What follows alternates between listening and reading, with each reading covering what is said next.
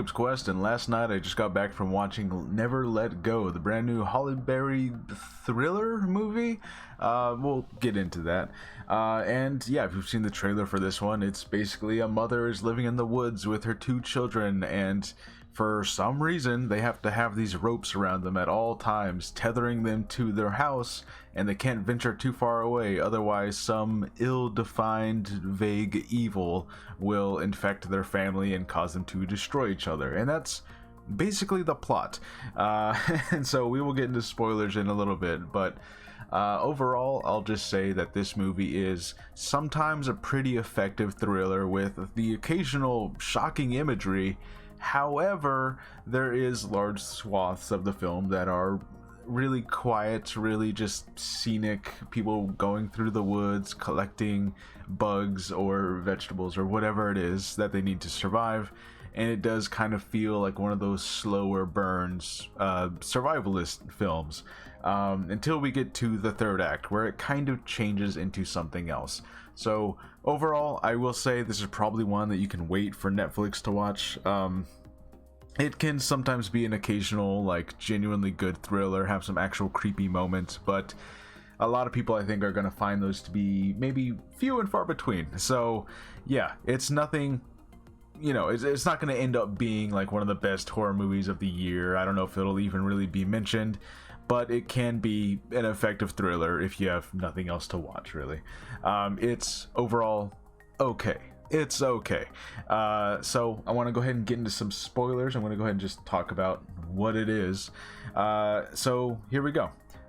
The majority of this movie largely plays out with more of a psychological thriller type thing, because the mother can see whatever the evil entity or whatever various forms it decides to take. Usually it's a version of whatever parent that she had, and the boys cannot see this thing. They've never seen this thing. And so as the audience, you're meant to question, is this real, or is this all just in her head? Because you see these moments of the mom kind of breaking psychologically, you know, like she's definitely unhinged. She's kind of been broken by having to stay in the woods in this cabin for who knows how many years at this point.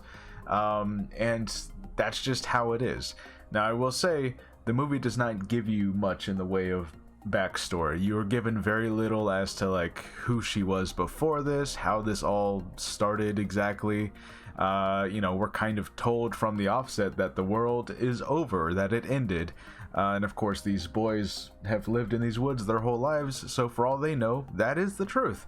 And of course, you're kind of meant to be guessing, like, was this all a lie because the mom went crazy? Because we do later find out that the mom killed her own parents and her own husband because, as she says, the evil had infected them, and so she had to kill them.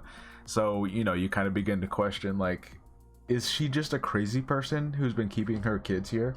And I will say, surprising, the really surprising, most surprising thing of this movie is that at about the halfway point, the mom ends up getting killed. Well, she ends up offing herself, but it's because she is seeing this evil and she believes that she's about to be infected, and so she stops, but you know, she stops that from happening before she can get infected. So the boys are pretty much carrying the film for the entire second half of the movie, and it really does become this thing where they're all questioning, like, was mom telling us the truth? One of them is a devout believer and the other one has doubts, and that's pretty much what the movie becomes. It becomes like these boys kind of drift further apart as one is questioning things and the other one is like, no, mom wouldn't lie to us, mom was right. And kind of predictably, they come across someone who may or may not be this evil entity. And as an audience member, you yourself might start to have doubts of like, okay, so is any of this real? Was it really just the mom being crazy? Because the boys still have not seen anything. I will give this movie credit that at the end of the movie, they do seem to give you confirmation through a Polaroid that yes, there really was an evil thing. So a part of it, it's like this humanoid snake reptilian thing that is captured on a Polaroid, and so the movie shows us this as like, okay, yes, it was real.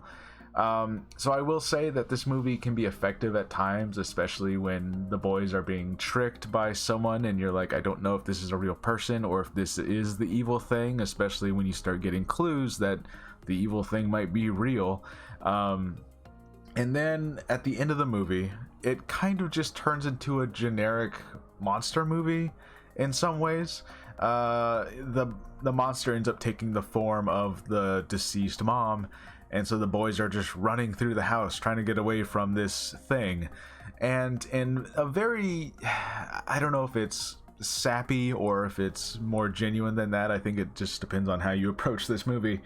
They basically end up being able to defeat this form of the monster through love. It's really, you know, they take the creature into their special magic place that has the magic of the house, which is another thing they never really explain, how this house is magic and how being tethered to the house prevents them from being affected by the evil. They don't really get into that. It's just kind of vaguely, it's love. That's what it is. It's love, I guess. Anyways, they basically are able to stop the monster by saying, no, here's some love, and the monster disintegrates, and then that's that. Of course, they do kind of leave it on like a spooky cliffhanger because one of the boys had gotten infected at some point by the evil, and then the boys are rescued. So we are shown that the world is not over. The world is still out there, and you're like, okay, so the mom was lying about that, but also she wasn't lying about there actually being some evil entity, because as I said, we do get that confirmation that at least some part of this was real. And that's pretty much where we leave the movie off. So I will say that while large swaths of the movie are kind of effective at being like a psychological thriller and have the audience guessing, really when you get to the third act, it kind of just becomes very generic and very like, okay, so their kids are running around the house, it's taken the form of the mom, and now the kids are all conflicted, and the monster as their mom is saying all these horrible things, and you're like, yeah, this feels like I've seen this movie before. And it's probably because you can compare this to several movies that have come out. And so yeah, that's kind of where we leave it. Just, we don't get a whole lot of answers. We still have, you know, we just have some major questions as to like, how does the house work? What is it? Is it just love? It's just like a kind of generic love type thing. This almost feels like the kind of film that M. Night Shyamalan would have worked on, you know?